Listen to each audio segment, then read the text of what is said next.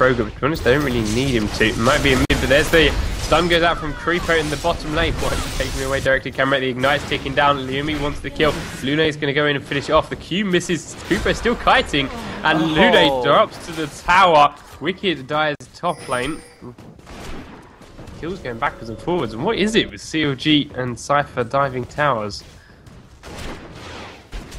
I was surprised Tarek died. I was almost certain that they're going to be able to get that kill bottom and just walk away from it.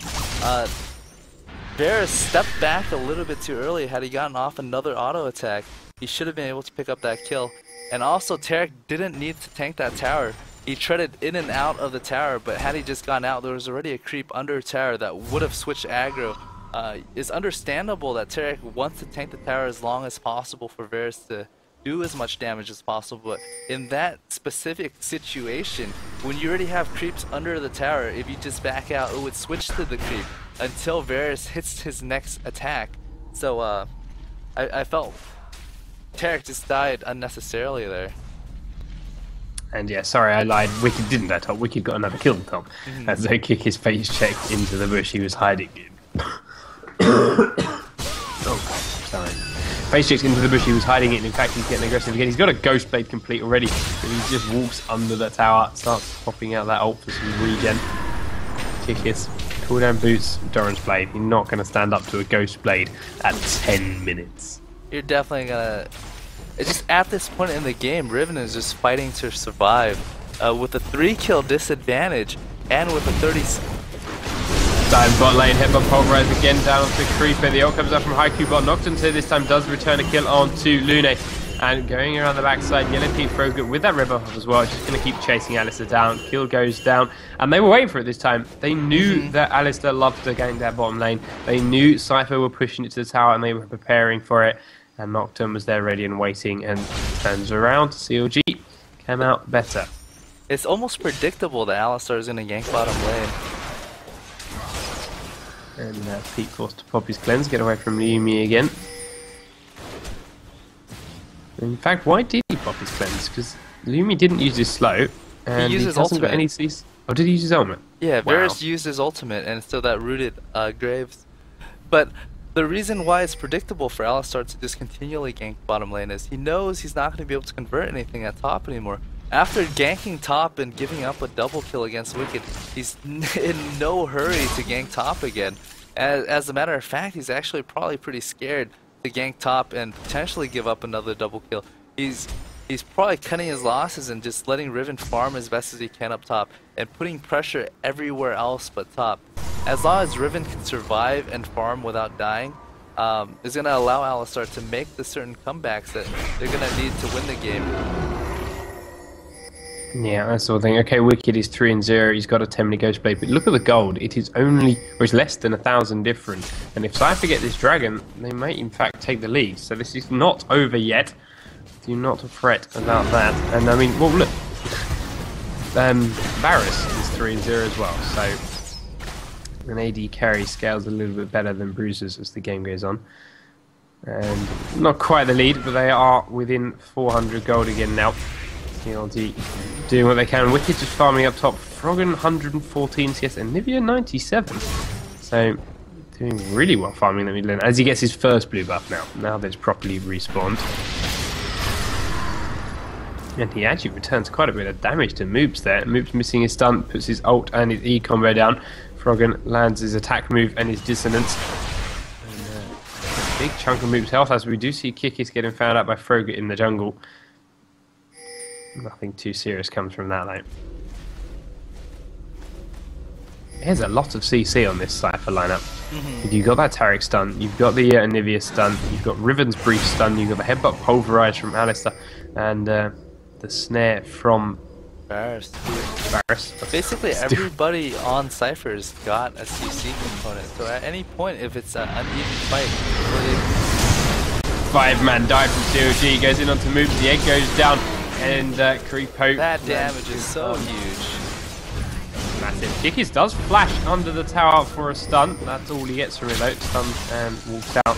Uses his ult, pops it, misses completely. CLG well, as you said, they're ahead. They want to push this advantage, so they do for that 5-man dive. They were aiming to possibly try and push 2 towers, but Sypher really well recovered.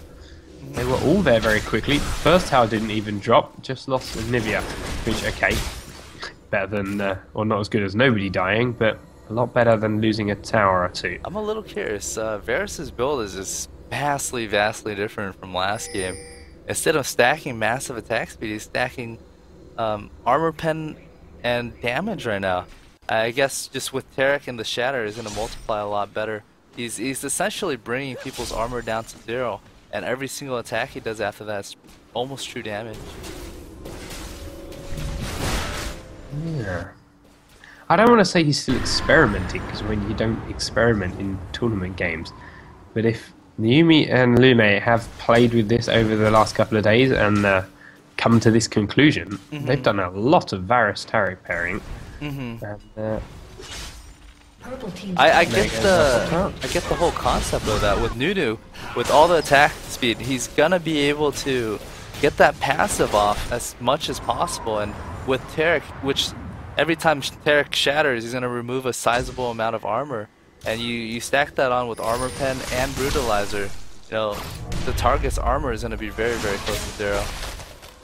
Froggen just uses ult onto Moops in the jungle. Not going to be too serious. Moops will back away. That it doesn't look like CLG laid claim to this blue buff. Haiku but wants to get the smite down. Doesn't quite manage it, and who got that? Wicked's got a blue buff. So does Froggen. I think Wicked got it. The Creeper is here. Gets stunned by Lune. Headbutt pole through the wall from Haiku bot, but there's no DPS here. Creeper is going to walk out safely, and yes, Froggen Blue's about to run out. So Wicked actually got that fresh one, but it's better than Sypher getting it. Froggen takes a stun to the face as Sypher arrive. Ooh, not quite landing the perfect wall. Moops just on the wrong side this time. It actually makes sense to me, Tarek and Varus, because it doesn't matter where Varus is, as long as Tarek can stun, Varus is gonna be able to land that skill shot. And they do grab themselves a second turret. This is exactly what Sypher need to do. They are back within gold count. In fact, they are about 50, I think it is ahead, because they ticked to 290 first. Wicked's going to grab this top tower in response there and turn CLG back around, but there are still 5 members of Sypher bearing down onto mid. And they do lose bottom tower. In fact, Yellow Pete's down there. As that low health warning comes out to Froggen as he catches that Q to the face. Here comes tier 2 turret number 1.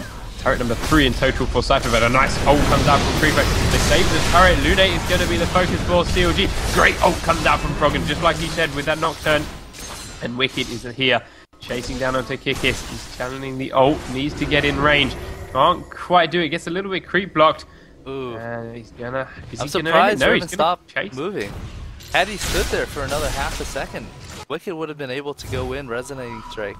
Or not Resonating Strike, Equilibrium Strike him, and that would have picked up the kill, and he's going to be able to dash again right after. Oh, imagine an Aurelia with a Resonating Strike. That'd be horrible. Have her flying across the map. I got the name mixed up a little bit. Resonating Strike being Lee Sin's Q for those of you who don't quite. But it's Equilibrium and Resonating Strike. It's just, I got them mixed up. But Aurelia is just so huge right now. She's 4-0, 137 CS. So he's higher CS than Riven by say 40, 50, 55 CS, 57 now. So there's no way. I can't see Riven just coming back to this top lane and just having a good time anymore. That and the 4 kills on top of that 50 CS is a ridiculous gold margin. In fact, 6,600 to 4,000, so 2,007. Well, in fact, 2,700. Looking at the gold that's about to tick onto Wicked, 2,700 advantage. That is massive. In fact, that's the entire Ghostblade, if I'm correct on its on its pricing. It's actually not too bad because Varus is getting really fed too. So if Varus is able to just keep up with Wicked, it's not going to be too bad. However, my biggest concern is Aurelia can get to Varus and can ride him really well. Fight goes on, the ult comes down from Repo. Lune will get burst again. He's in that front side like before. Froggen catches the ult from Kikis over the wall. Nice stun comes out from Moops. He's in the ult. Will drop to Anivia, but Wicked is now on top of the bird. Does he have egg? He does, but the wall goes down. Will margin off some of CLG. Move does get egg. Pete is very low. Will drop to Alistair. There's a great pulverize, not quite in time to save Olivia though. Kickers is back here. Lumi's now double buff, chasing down from range. And Varus is doing a lot of damage. Varus is playing so well. He took a lot of damage, and he just kind of hid in the back, and he got 3 really good snipe off, and just picked off a lot of people. Wow, face checks into 3 members of Sypher. They do shut him down. First death for the Aurelia. They're gonna grab the dragon, baited in. I mean, he went in to try and stop the dragon, or at least check the dragon in case he thought was going on. Sypher knew he'd do that, and they waited for him perfectly. You don't face check an Alistair and come out of it alive. I'm very surprised. Varus is just carrying so hard right now. He's landing such good skill shots, and he's doing it from so far away where they don't see it coming. They're engaged in a battle, so they aren't able to react to it, and he's just landing them so well. He's hitting not just one target, but he's able to hit multiple targets as well. He's got a Ghost Blade. Now you got to remember, Ghost Blade, okay, it's got some good stats, but when you activate it, it increases the durations on melee attacks. He doesn't melee, so it is only 4 seconds, and for that reason it's why he's not built on more AD carries. A lot of them just argue it's not worth those 4 seconds to build something else. But maybe Lumi's done some theory crafting we haven't quite picked up on yet. In this as case, you say, Varus it's working really well. Using it more as a CDR, so you can get more of those Qs off, and if she's in close quarter combat, it's more of like a mini ghost to get out. Just so if they're trying to focus him, he's not really using Ghostblade as an offensive method unless someone's almost dead anyways. It's more of a, hey, they're gonna try and focus me, I'm gonna try and get away with low hit point and just continue to do damage outside of the battle like he did earlier. And yeah, it's working brilliantly. And you actually check, despite Wicked being so fed in that top lane, Varus is 6-0 now, so he is just as fed. And Sypher are within 500 gold. At 21 minutes, 500 gold is nothing. So Kikis have got to do his best to farm up and try and make himself useful. But they are not out. Got movement speed 5 boots on Alistair. He should have an Aegis of the Legion soon. That's what he's building towards. They are warding, clearing around the Baron Pen. He's got himself an Oracles as well. Walks out just as Wicked plants that ward. That is a minor point. Infinity Edge complete then on Graves. So he's going to be outdoing quite a bit of damage. And there's an instant Black Cleaver coming from Varus. He's still more going attack speed for and that more attack armor. speed. But I think the difference this time is he's more focused on damage than he is on attack speed. Last game, he was almost purely attack speed with that Wit's End and that Triforce. It wasn't, you know, there was very little AD component, so his Q did very little damage. So the difference you see this game is his Q spam is actually doing sizable amount of damage. Sypher, they're on the prowl. Doing a good job of keeping what map control they have up. I mean, they are 1 tower behind after losing the mid. They've done a lot of damage, remember, to the tier 2 in the mid lane. IQBot does take down that ward in the back of the Baron Pen. CLG for a minute got worried or wandered across there when they saw nobody else arrive. They backed off. And now we're in a bit of a stalemate period. Both teams, they've probably got Wicked since then. I'm really strong, I'm 4-1. But everyone's trying to tell him, no, look at Varus, he's just as strong. We are not as far ahead as you may originally like to think. In my opinion, the problem with Wicked's build was he was snowballing his lane. He was so far ahead that he went almost pure damage. That when actually a team fight comes around, he can't be aggressive. A large component of Aurelia's damage is true damage. So all you really need to do is you need to survive, and you get in there, and the true damage component takes care of the rest. And he didn't go for that tankiness that most Aurelia goes for the sustained lifesteal, for the sustained DPS. He went for a more, hey, I'm winning this lane, let's get the items where I can continually kill them over and over. Because he went that route for the next 5 to 10 minutes, he's not going to be able to be as aggressive when it groups up, when the team groups up to fight. And in fact, they're going to focus and start the fight onto Wicked. The stun goes out, the ult comes out from Lune, the stun went from Anivia as well. He comes back in, tries to fight with Lumi. They do burst down Varus, not before Wicked will fall. Kroger gets stunned with Creeper. Creeper's ignited and on the run. We'll see if he drops down. He does. Anivia gets that kill. Riven did also die though, so it's a 2-for-2 exchange so far. CLG certainly have the scarier members left up. Sun goes on to Froggen. There's the